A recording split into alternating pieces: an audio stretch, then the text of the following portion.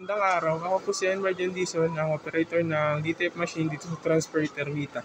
Nagamit po ito ng 5 days na may total na 55 meters. Ito naman po ang aming printer head. At ito naman po ang aming copy na may 90% good condition pa. Head clean. Punasan ng wiper pagkatapos mag-head clean. Nozzle test.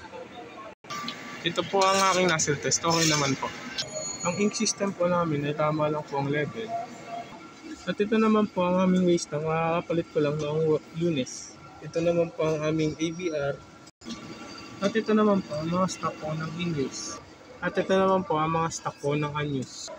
At ito naman po ang mga nagamit kong CMYK.